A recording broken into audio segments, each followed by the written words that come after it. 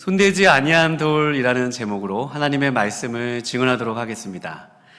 다니엘은 느부갓네살 왕의 명령으로 죽을 위기에 있었습니다. 바벨론의 지혜자들을 죽이라는 왕의 명령이 있었기 때문이었습니다. 하늘 하나님의 도우심으로 다니엘은 이제 왕 앞에 서게 되었습니다. 그는 느부갓네살 왕의 꿈의 내용과 해석을 할 기회를 얻었습니다. 오늘 본문은 다니엘이 하나님에게서 받은 느부갓네살 왕의 꿈의 내용과 해석을 왕에게 말하는 것으로 시작합니다. 아무쪼록 여러분과 제가 이 시간에 그 내용과 해석을 듣고 우리 삶에 함께 하시는 하나님의 은혜로운 손길을 만나는 귀한 시간 되실 수 있기를 주님의 이름으로 축원드립니다. 다니엘이 왕에게 꿈의 내용을 말합니다. 오늘 본문 31절에서 33절 말씀인데요. 왕이시여, 왕이 한 큰 신상을 보았습니다. 느부갓네살이 꿈에서 본 것은 한 큰 신상이었습니다. 그도 그럴 것이 그 우상의 머리는 순금이었습니다. 가슴과 두 팔은 은으로 되어 있었습니다. 또 배와 넓적다리는 노스로 되어 있었습니다. 노스는 보통 황동이지요. 마지막으로 종아리는 쇠였는데 발의 일부분은 쇠였고 또 일부분은 흙이었습니다. 이 31절 말씀에 보면 이 모양을 한 신상이 얼마나 크고 또 광채가 찬란했고 모양이 심히 두려웠다고 합니다.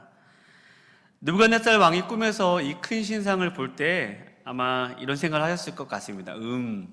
그렇지. 내 나라가 이 정도는 돼야지 바벨론이라면 저 신상처럼 크고 두려운 모습을 해야 되지 않겠어? 라고 우쭐대었을 것입니다. 그런데 36절에서 43절에 보면 다니엘이 이 큰 신상의 의미를 이렇게 해석합니다. 왜냐하면 보기에도 희귀하기 때문에 이 의미가 어떠한 것인지 쉽게 알 수 없었습니다.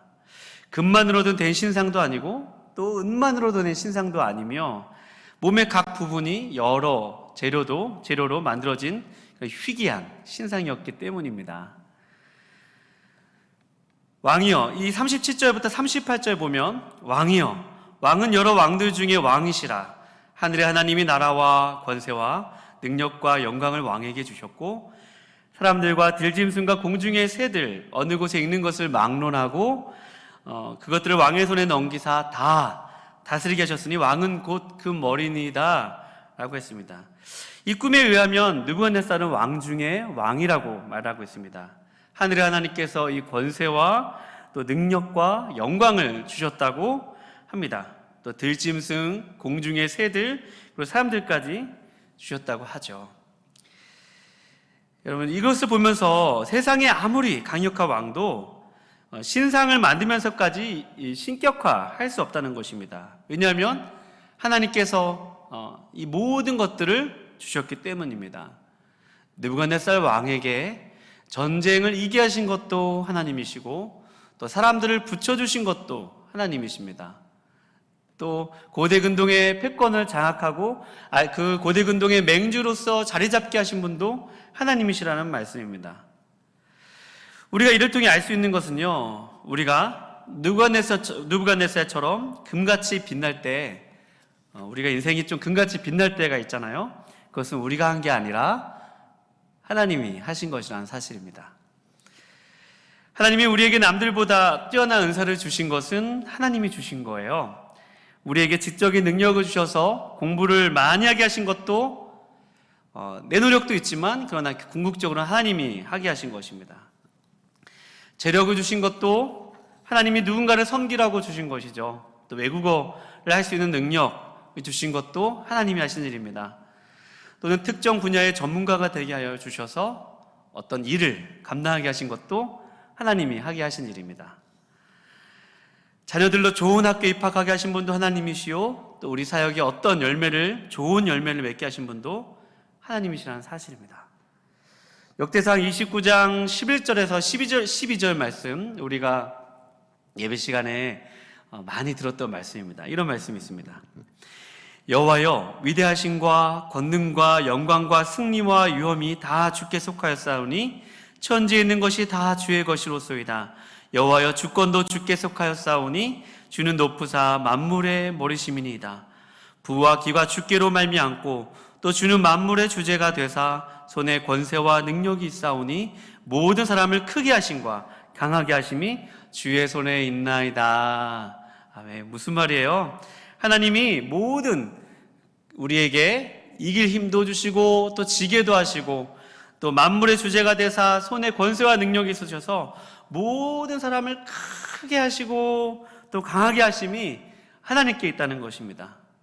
그러니 여러분, 우리가 이것을 보면서 알 수 있는 것은요, 우리가 너무 삶이 잘 나갈 때 우리가 교만하면 안 되고요, 또 하나님을 철저하게 의지해야 된다는 것입니다. 오늘 본 말씀에서 계속 본 말씀을 풀면 이렇습니다. 39절에서 43절 보면 머리에 금 다음에 다른 부분이 은과 녹과 철과 흙으로 만들어져 있다고 그랬어요. 이 부분을 39절 말씀에 보면 왕을 뒤이어 왕보다 못한 나라가 일어날 것이요. 그러니까 금으로 되어 있던 나라가 다시 은과 같이 금보다 못한 은, 또 은보다 못한 그러한 놋보다 못한 철과 같은 그런 나라들에서 점차적으로 한 나라가 흥하기도 하고 한 나라가 다시 그 다음 나라에 의해서 패하기도 하고 또 그 다음 나라도 그 다음 나라에 의해서 무너진다는 것입니다. 그러니까 이렇게 크고 이기게 하고 강하게 하심이 다 주께로 말미암다는 것이죠. 특별히 이 금과 은과 놋과 또 새, 흙 이런 부분에 대해서 학자들 간에 여러 가지 그러한 해석들이 있었습니다. 이것은 역사적으로 금은 느부갓네살 왕의 나라이니까 바벨론이다. 그리고 바벨론 이어서 나온 나라가 이 메대와 바사 연합군인데요. 그래서 은 자체를 메대로 볼 것인지 아니면 은 자체를 메대와 바사 연합군으로 볼 것인지 뭐 이런 학자 간의 논쟁도 있고 마지막에 나와 있는 나라를 헬라로 볼 것인지 또 로마로 볼 것인지 그런 학자들 간의 이견이 있습니다. 여러분 특별히 이 다니엘은 묵시 문학으로서요. 이것은 예언입니다. 그냥 하나의 막연한 그러한 문학적인 그런 표현이 아니고 분명하게 장래에 일어난 일들을 하나님이 느부갓네살 왕에게 꿈으로 알게 하신 거예요. 또 선지자였던 다니엘이 그것을 내용을 말하고 해석함으로써 하나님께서 장차 일어날 일을 보여주신 것입니다. 그래서 역사적으로 보면 바벨론 다음에 이어서 나올 그 나라, 바벨론이 강대국이 되어서 영원할 것 같았지만 아니죠. 그 다음에 메대, 바벨론보다 어떻게 보면은 작은 나라로 시작했던 메대와 바사 연합군이 바벨론을 무너뜨리고 또 그 중에서 메대와 바사 연합군 중에서 바사가 또 거대한 제국을 이루고 바사는 페르시아죠. 또 페르시아도 결국에는 알렉산더가 이끄는 헬라에 의해서 망하게 됩니다. 또 알렉산더가 죽은 후에 또 그 헬라 제국은 네 나라로 또 이렇게 분열이 돼서 네 제국으로 분리가 됩니다. 이런 역사적인 과정을 통해서 우리가 알 수 있는 것이 있어요. 그것은 어떤 나라도 영원한 나라는 없다는 사실입니다. 느부갓네살도 그 이후의 왕들도 하나같이 공통점은 영원하게 그들의 나라가 지속될 수 없었다는 거예요. 또 그들이 그렇게 내가 이만하면 이 나라를 이끌 만한 사람이다 라고 하면서 자신을 신격화하고 또 권력을 휘두르고 권력을 통해서 많은 사람들에게 포악한 정치를 하였을 때 하나님께서 그들에게 심판을 가하시고 다른 나라가 그들을 하여금 세우도록 하나님께서 그 손으로 맡기셨습니다. 여러분, 그러니 우리가 알 수 있는 것은요, 우리의 삶이 아무리 견고할지라도, 우리의 삶이 아무리 높아질지라도, 여러분과 제가 하나님 없으면 아무것도 아니라는 사실입니다. 여러분과 제가 하나님을 모른다고 하면, 여러분과 제가 하나님 없이 마음대로 살면, 하나님이 얼마든지 우리의 삶 가운데 이렇게 무너뜨리실 수 있다는 말입니다.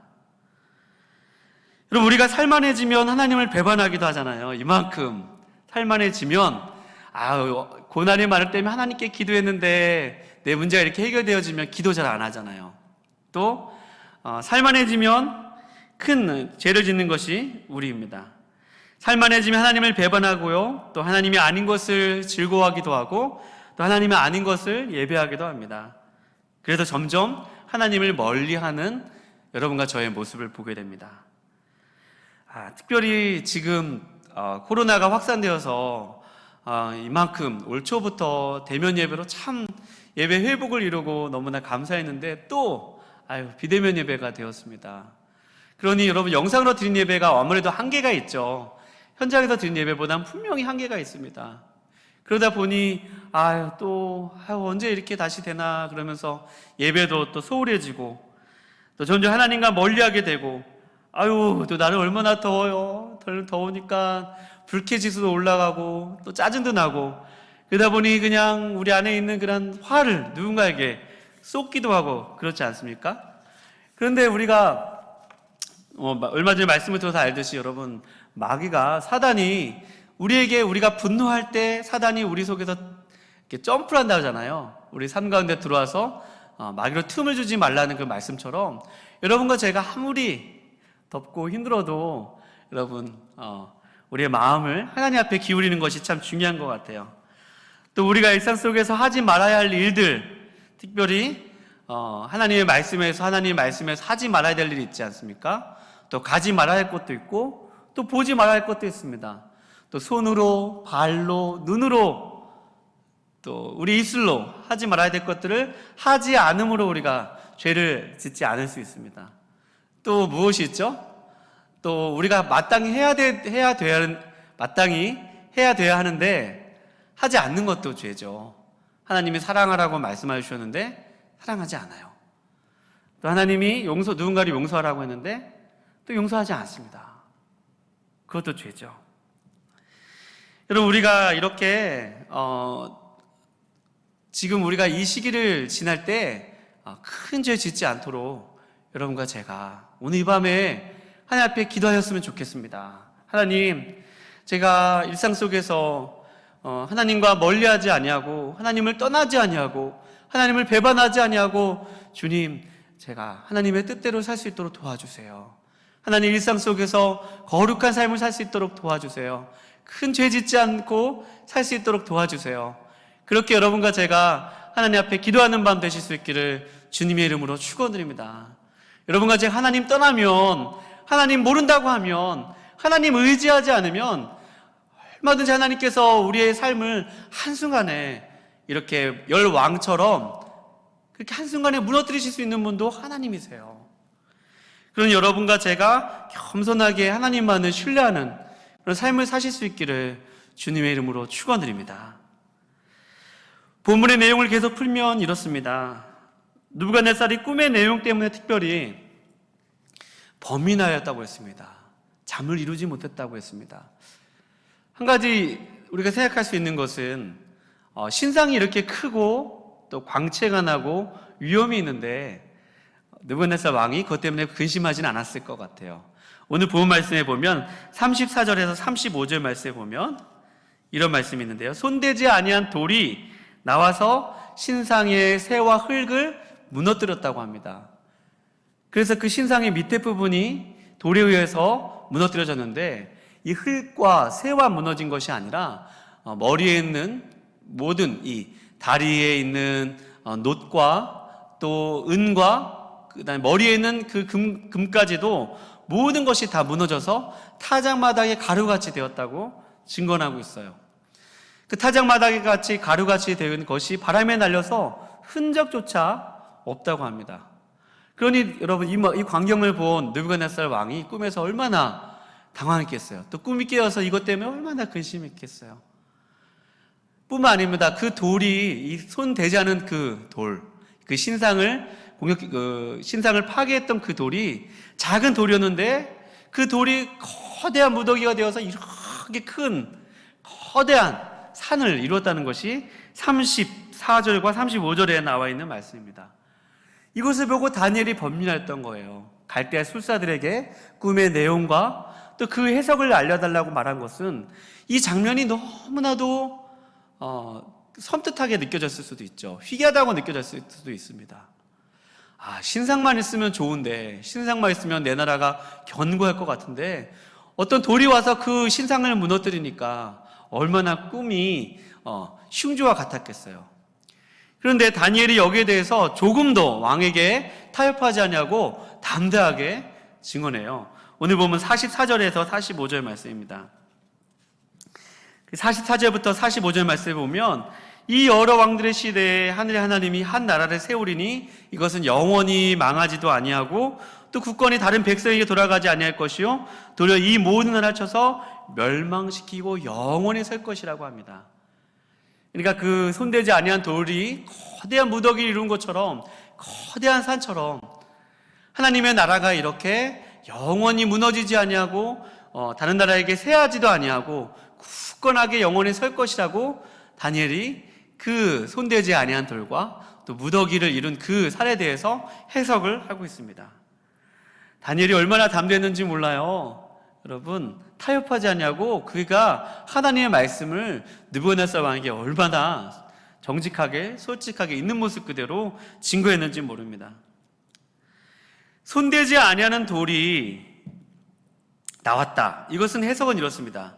강대한 제국은요 무너지나 하나님의 나라는 무너지지 않는다는 것이 첫 번째 메시지고요. 여러분과 제가 살펴볼 두 번째 메시지는 이 손대지 아니하는 돌에 있습니다. 손대지 아니하였다. 그것은 무슨 말일까요?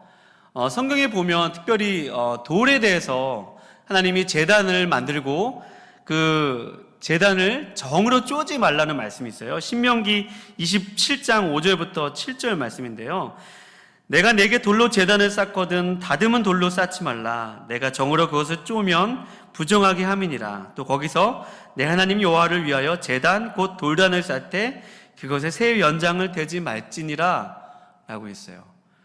그러니 손대지 아니한 돌이라는 것은 사람의 손을 대지 않았다는 돌이에요. 어떤 사람의 손에 대었다는 것은 어떤 의미가 있죠? 무기가 많다는 것입니다. 군사력이 많다는 것이죠. 또 사람들도 많다는 것이에요. 누가 보기에도 재력도 있고 학식도 많고 또 가진 것도 많고 또 스펙도 많고 오늘날로 얘기하면 그렇습니다. 누가 보기에도 사람의 손으로 또 사람의 얼굴도 요즘 여러분 성형수술해서 얼마나 또 잘생겨져요.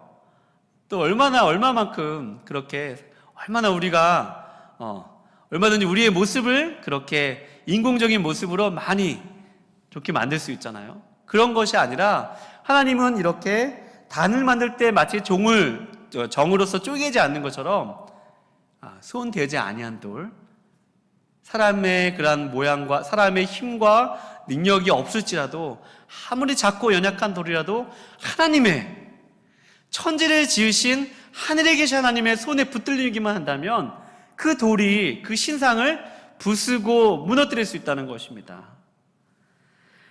여기에 얼마나 큰 위로가 있는지 몰라요. 하나님의 나라가 이렇게 손대지 아니한 작은 돌에서 시작된다는 것입니다.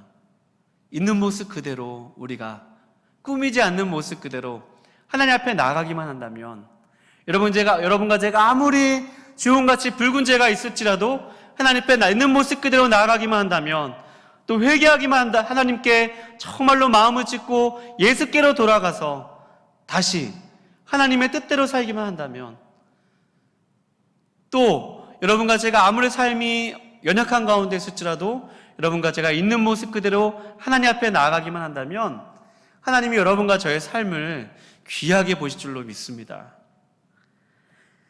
여러분, 우리가 아무리 고난을 겪고 또 암울하고 힘든 시간을 그냥 보낼지라도요, 여러분과 제가 하나님의 그 손에 붙들려 있는 게 너무 중요합니다. 여러분의 삶이 너무 연약하시고 또 힘든 그런 가운데 계세요.